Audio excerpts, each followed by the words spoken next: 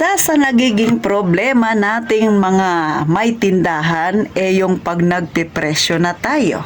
Dahil minsan akala natin sobrang taas na ng ating paninda o kaya naman parang lugi tayo. Isa ka ba sa nag-iisip ng ganyan? Pues narito ang ilang tips ni Ate Tintin para makumbinsi mo ang sarili mong nasa tamang presyo ka, sisi. Siyempre, bago tayo mag-umpisa, maglalambing si Ate Tintin. Pahingi naman ng isang subscribe dyan, sisi, at isang like.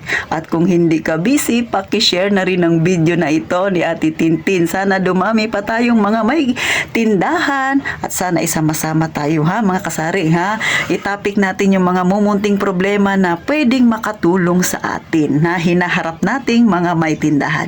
So, eto na, tayo nang chismisan. Magandang araw mga kasari-sari. Ito na naman si Ate Tintin. Kahit walang benta, nakangiti pa rin. Tumal is real. So mga kasari, isa ka rin ba sa nahihirapang magpresyo ng iyong paninda? Ito ang dahilan ba't nahihirapan ka.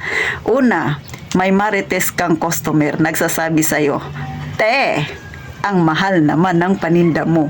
Doon sa kabila, eto ang presyo." Isa ka rin ba sa nadali niyan? Alam mo, sisi, pag yung mga marites mong customer ang pinakikinggan mo, ay talaga namang makukonfuse ka sa sarili mo. Bakit? Ipinapakinggan mo sila. Ito ha, kwento ko sa inyo. Siguro nangyari ito sa akin mga kasari, mga pangatlong araw pa lang ngayon. Sabi ng isa kong customer, may edad na siya, senior citizen na siya, pero si Ate Tintin, hindi ko pinalampas yung sinabi niya sa akin kasi medyo para sa akin, hindi na maganda yung bira niya na pananalita. Sabi niya sa akin, "Magkano yung ganito mo?" Bumili kasi siya sa akin eh. Tapos sabi ko, "Ay, ito po yung presyo ko." Alam mo, instead na sabi niya na, "Sige, pabili ako," dapat ganun yung susunod niyang sasabihin. Aba, sinabihan niya ako na, "Ay, ang mahal naman pala ng sayo. Doon sa kabilang tindahan kay ano, eto lang yung presyo niya, mataas ako ng piso." Sabi ko, "Ay talaga po mas mahal ako kasi yung sinasabi niyong tindahan, wala namang permit yun, walang binabayaran ako. Meron akong barangay at meron akong city hall na binabayaran taon-taon. Meron pa kaming SSS. So talaga siya, hindi siya pwedeng magtaas dahil illegal naman ang tindahan niya dahil wala nga siyang permit. Paano naman ako, may binabayaran ako? Wala pang discount si city hall sa amin." Alam niyo mga kasari, hindi nakaimik yung customer ko na yun. Sa totoo lang, ayoko sana siyang sagutin ng ganun kasi may edad na siya, senior citizen na siya.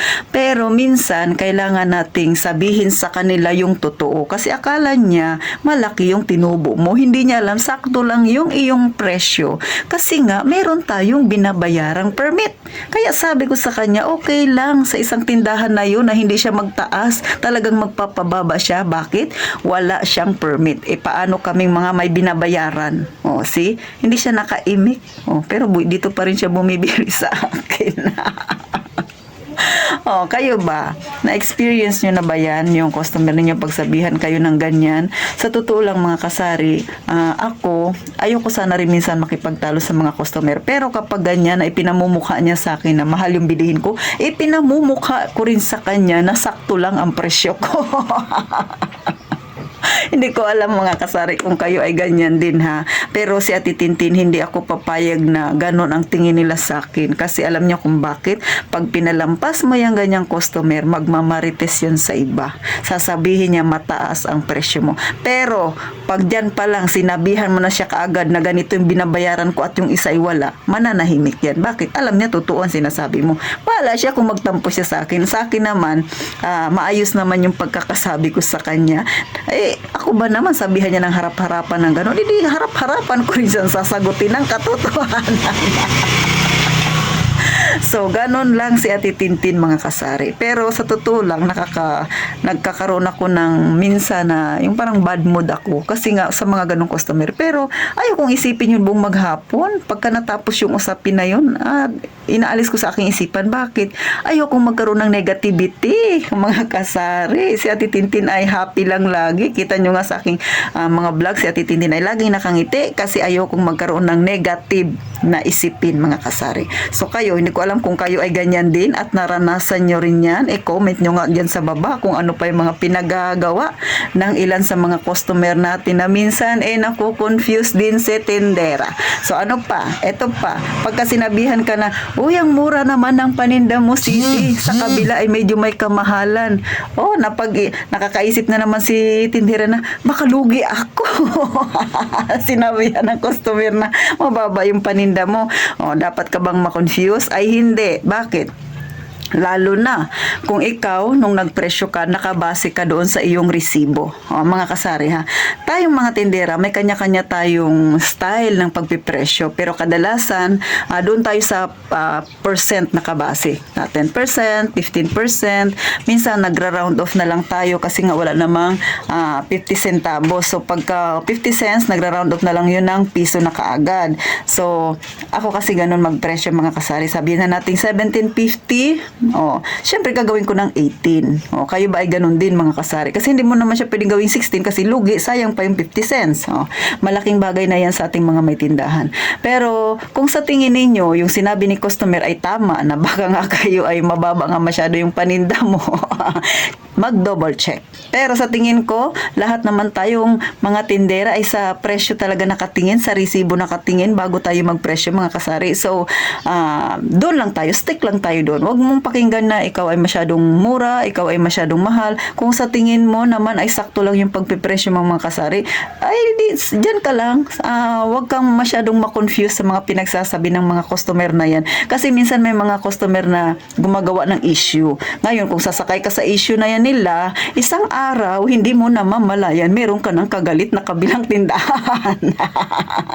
May mga customer na magaling gumawa ng issue mga kasari, ng kwento-kwento. Tapos sila rin yung magmamarites sa kabilang tindahan, nagpapaaway ng mga tindera.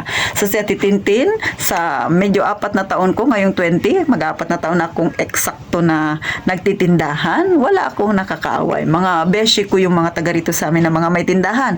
Bakit? Kasi wala akong pakialam sa presyo nila. Wala rin akong pakialam sa mga naririnig kong issue. Kasi alam ko, yung mga customer ko na nag-i-issue ng ganyan, na nagkukwento sa akin, dinidedma ko. Hindi ako gumagatong at hindi rin ako nagdadagdag doon sa mga sinasabi nila. Kasi yung iba, minsan nagkukwento-kwento tapos inaantay ka lang nila na mag-comment. So si Ate Tintin, hindi ganon. Hindi ako nagko-comment sa anumang sinasabi nila regarding lalo na sa mga presyo-presyo. So, paano mga kasari? Hanggang dito na lang si Ate Tintin. Sana kahit papano nakatulong ako sa inyo. At syempre pa, gaya nga ng palagi kong sinasabi, mag-iingat tayong lahat palagi, mga kasari.